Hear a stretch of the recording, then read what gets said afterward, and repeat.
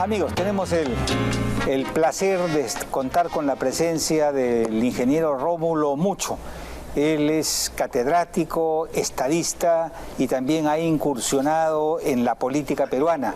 Él es de los que creen que la mayor inversión que se puede hacer en un país es en la educación, ¿no? Y considera evidentemente que hoy en día ya no se habla de países desarrollados o subdesarrollados, sino de países subeducados, porque se ha entendido que es la educación la herramienta fundamental para que nuestros pueblos puedan salir de la pobreza. Aparte de ello, él es un especialista en los asuntos mineros, que son la clave para este desarrollo. Y sobre esto y otros temas quisiéramos conversar con él y extraerle la visión que tiene para nuestro país. Sí, Rómulo, ¿cómo estás? No hay que olvidar que fue un exitosísimo viceministro de Energía y Minas, sí, dicho sí, de paso, sí. entre otras posiciones. A ver, Rómulo, danos tu opinión. ¿Cómo ves el marco general que hay en estos momentos en el Perú con respecto a la minería? Gracias, Juan. Gracias, Rafael, por esta gentil invitación. Pepe. Sí, Pepe. Disculpa. Mucha preocupación, de mucha, digamos, como una pesadilla que queremos que pase pronto, porque la destrucción del país poco a poco, y somos testigos de lo que está pasando, y creo que no estamos haciendo nada, ¿no? Las marchas no prenden. Y hay muchos expertos que opinan qué es lo que hay que hacer, cómo juntar a todos los que no están de acuerdo con esta destrucción. Porque yo no quiero decir que estamos contra el gobierno, simplemente estamos contra la destrucción del país, la fuga de capitales. Hace meses era casi 17.000 millones de dólares, el retiro de la AFP, la paralización de las... O sea, un país que no tiene una economía va empobreciendo porque salida de capitales. El ahorro, la destrucción del ahorro, más, digamos, la reducción ahora de las exportaciones por, digamos, el ataque a la columna vertebral, que es la minería. Realmente el panorama es muy negro, ¿no? Lo dicen muchos economistas muy conservadoramente, muy respetuosamente. Dicen, sí, el Perú puede... No, creo que ya estamos camino a una estanflación, como ya muchos lo confirman, que ya la inflación ha saltado más de 8.62% el pasado mes, y ya el crecimiento económico prácticamente todo el mundo dice que va a la caída, cuando decían 3.5, 4, ya el IPE, Macrocónsul, ya lo habían dicho al inicio del año que no pasaba el 2%. Algunos decían más optimistas, pero hoy con el BCR que dice y que se está cumpliendo que la inversión privada prácticamente es nula, el crecimiento probablemente sea 1%, quizás casi cero. Sí. Y eso significa una recesión económica porque no hay generación de empleo. No hemos recuperado la economía inclusive a prepandemia. Todavía las cifras decían que faltaban como 700.000 puestos que no se habían recuperado todavía al nivel de prepandemia. Eso implicaba un gobierno inteligente, un gobierno, digamos, pro producción, pro competitividad, pro meritocracia, que podía levantar, era superar el nivel de prepandemia, pero en vez de superar, esto ha empeorado en este momento, ¿no? Está empeorando peor y somos testigos, ¿no?, de lo que está pasando con la destrucción de la economía, para echarle culpa al modelo económico y decir, bueno, necesitamos una nueva constitución. Todos los que sabemos eso no es posible, porque realmente los resultados que tenemos en las últimas 3 décadas lo dicen los números. Y antes de eso hemos tenido realmente un fracaso como país. Y la economía era muy pequeñita del Perú. Yo cuando estuve en el Congreso en el 2000, y lo repito 1000 veces, era pequeña la economía. Nuestras exportaciones no llegaban a los 7.000 millones de dólares. Así es. El presupuesto de la nación, 34.000 millones de soles. Hoy estamos hablando de 200.000 millones de soles. Estamos hablando de exportaciones cerca de 60.000 millones de dólares, que podrían ser mucho más.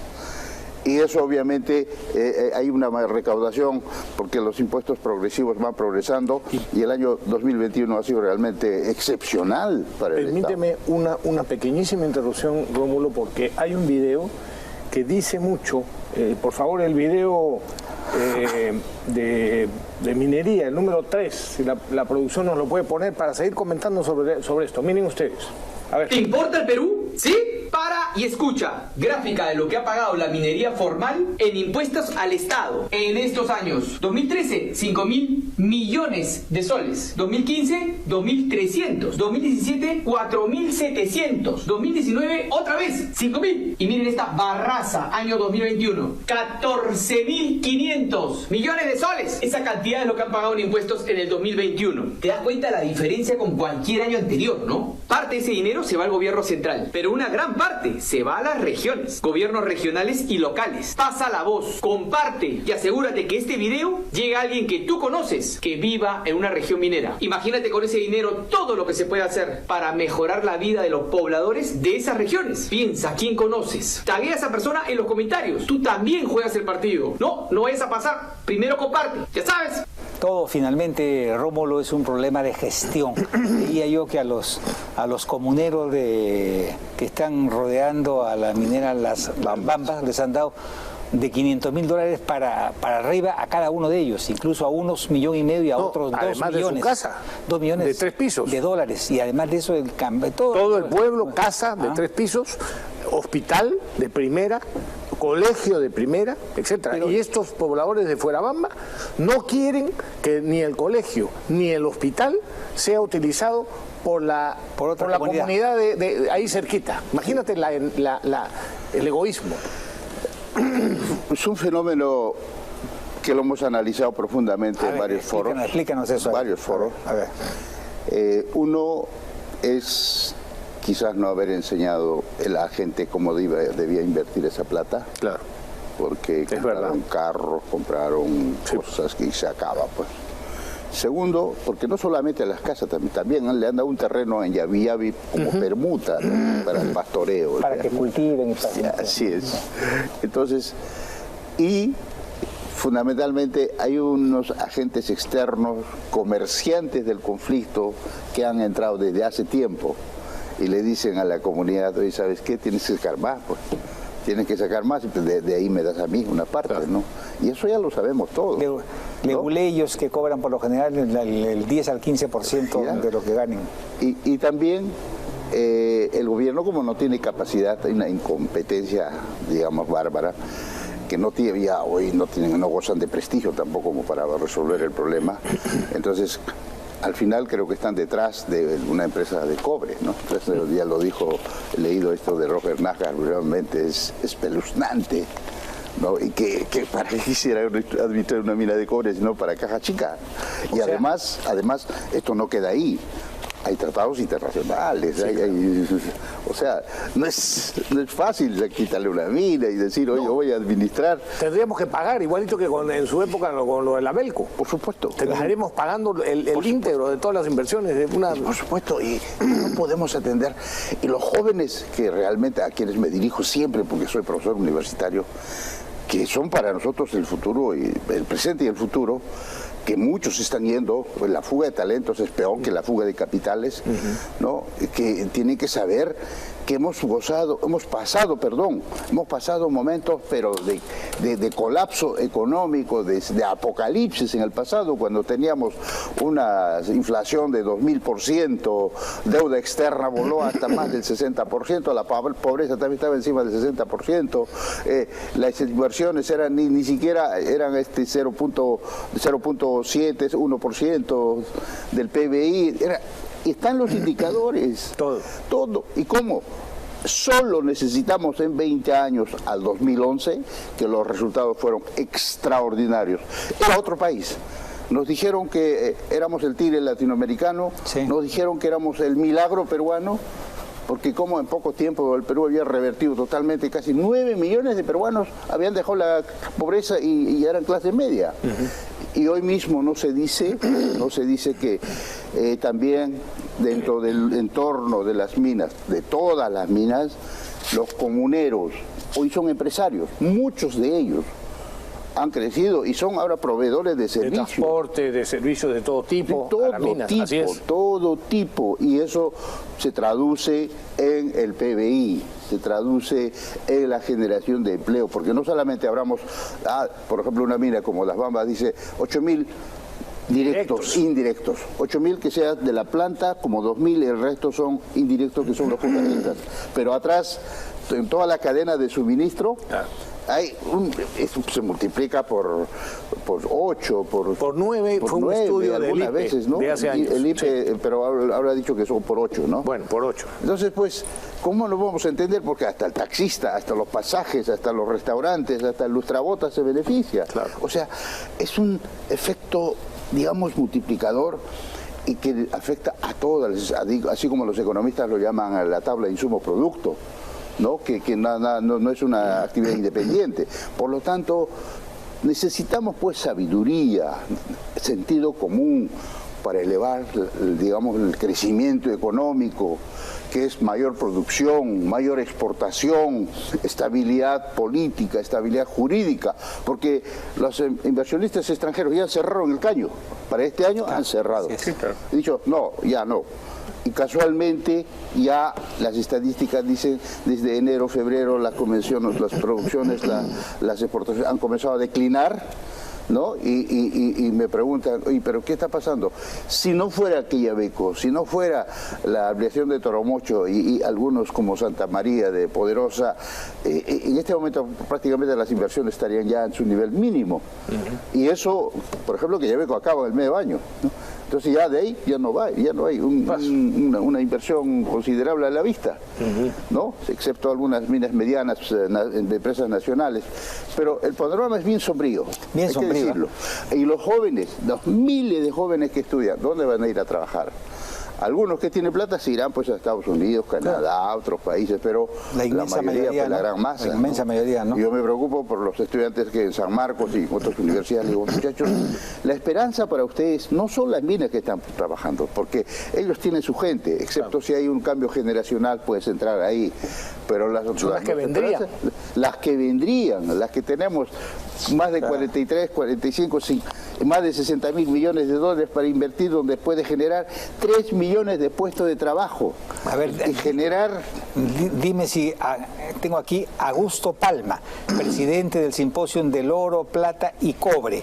Él ha manifestado que si el Perú ejecuta la cartera minera que actualmente existe, se podrían generar más de 2 millones de nuevos empleos formales y que esta actividad generaría casi de inmediato 350.000 millones de soles para el Estado. Imagínate. Sin embargo, nada de esto parece interesarle al gobierno.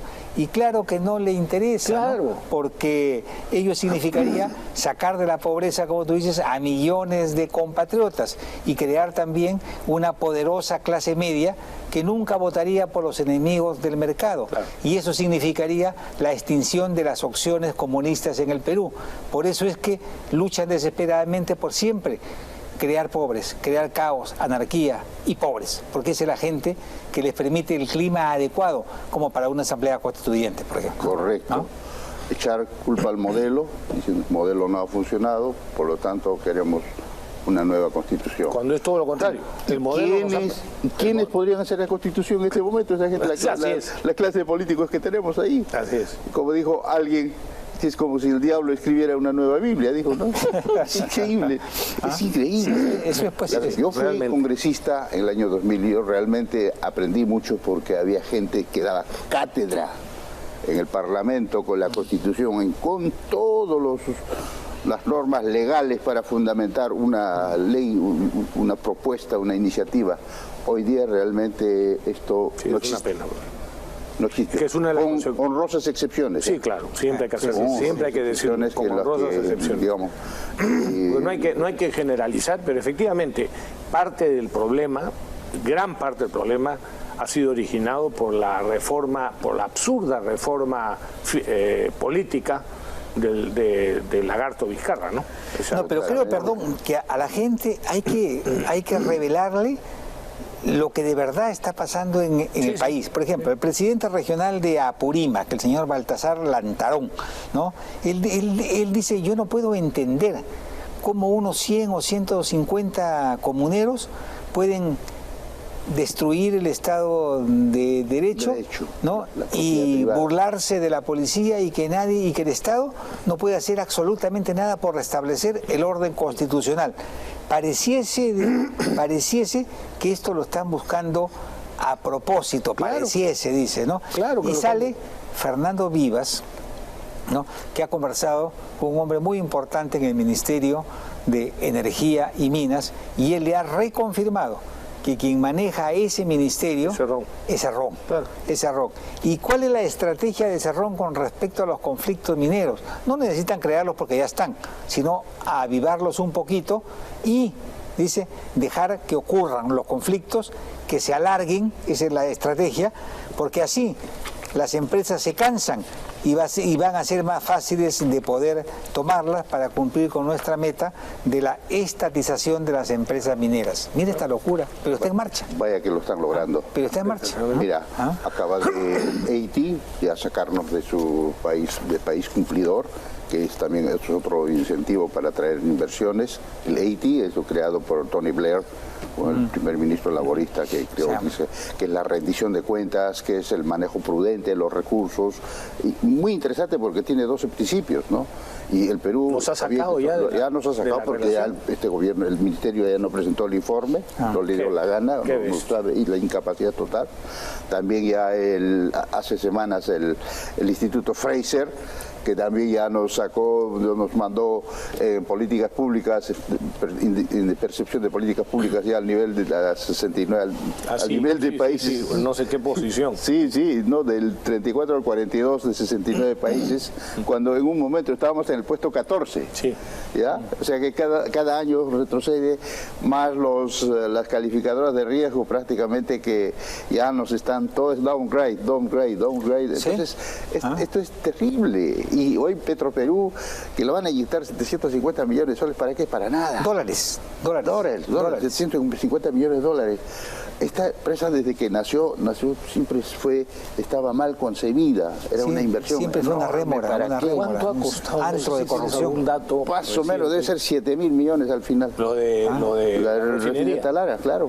Además decían modernización, no era modernización, era una nueva planta, ¿no? O sea, fíjate, el Ministerio de Economía y Finanzas gira un decreto de urgencia de 750 millones de dólares para salvar a Petroperú. No se puede salvar lo que ya está muerto, ¿no? Pero en fin, en la norma se establece que la petrolera deberá reembolsar a más tardar el 31 de diciembre de este año, ¿no?, el préstamo con el interés correspondiente de 5%, ¿no? Entonces, digamos, muy bien, en el papel, ¿no? Pero hay un pequeño problema. La empresa está quebrada y sobreendeudada con más de 5.000 millones de dólares, ¿no?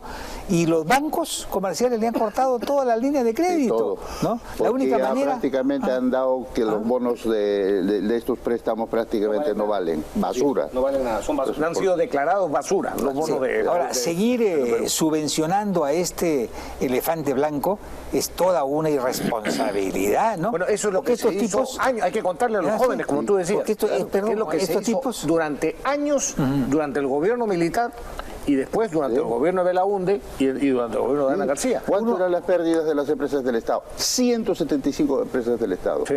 ¿Cuánto? 4.000 millones, según el BCR, que traídos al valor presente, más o menos casi 18.500 millones de dólares que perdían. Ninguno estaba en azul.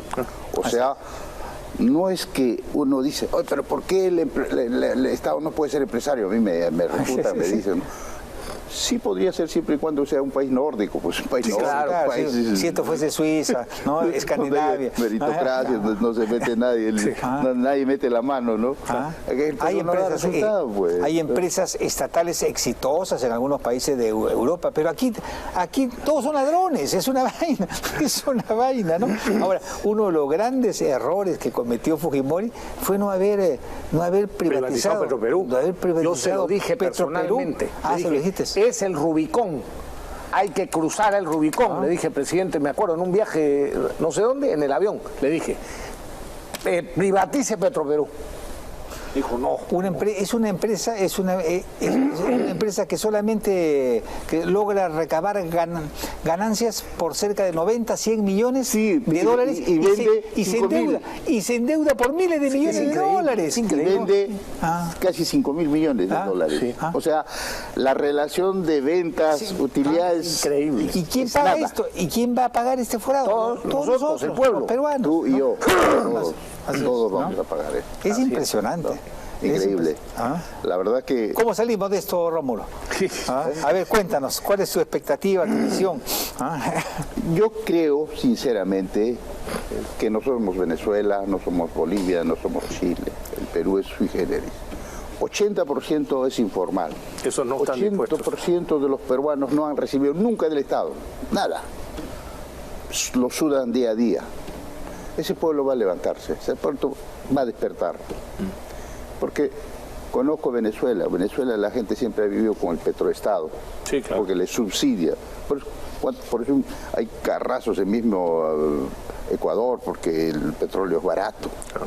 Entonces, aquí en el Perú, el Estado ha sido casi indolente con ellos, y ellos sí, una vez que le toquen el bolsillo y cuando ya no haya comida, yo creo que ese día es el día que se va a levantar, y creo que eso es lo que nos va a salvar al país.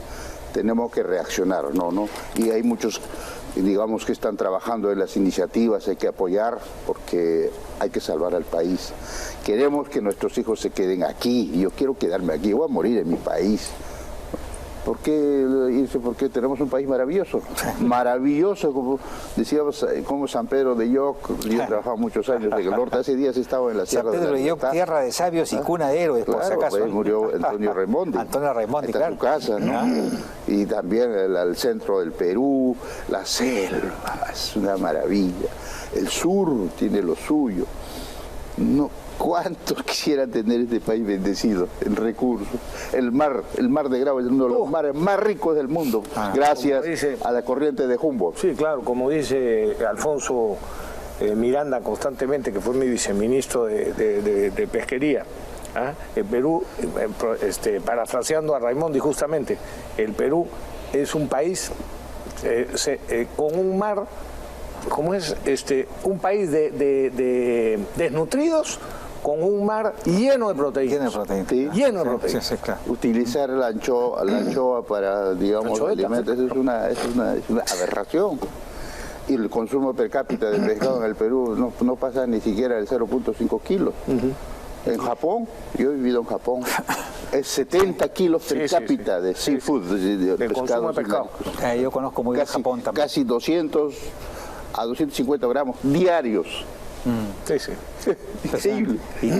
Eso lo comemos nosotros. Y eso que tienen que pescar fuera y tienen que llevarlo hasta Japón. Sí. Y tienen el nivel de vida más alto del mundo. Uno de los más altos del mundo. Y la longevidad también. También.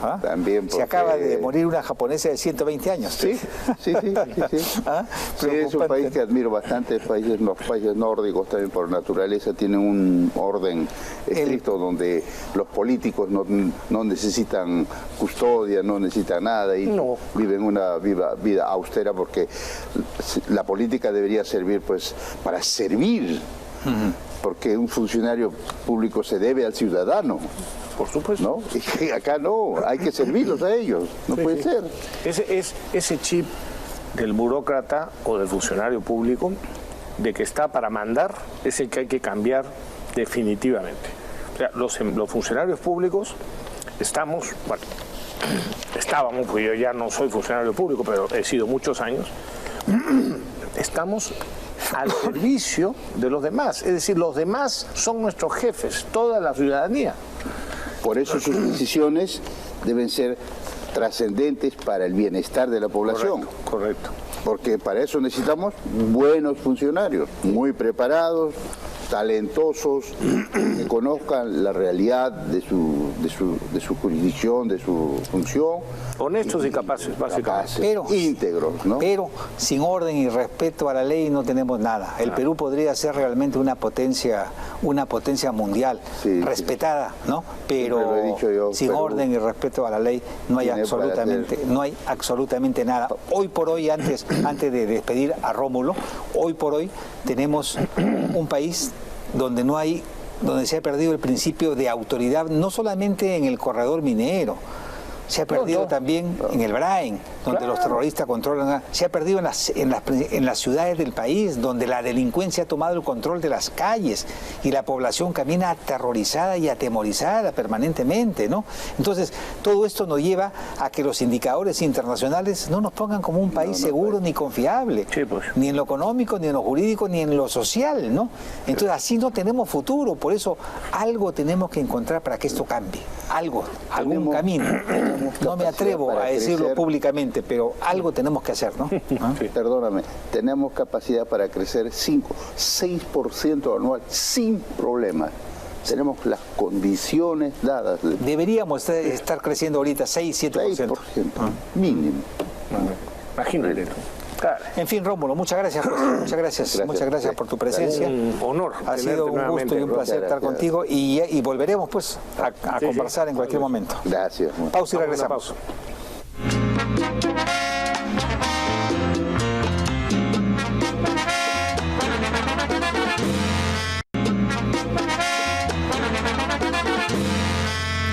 Bueno, ahora que ya se fue el ingeniero Rómulo Mucho, sí puedo piropearlo en realidad, ¿no?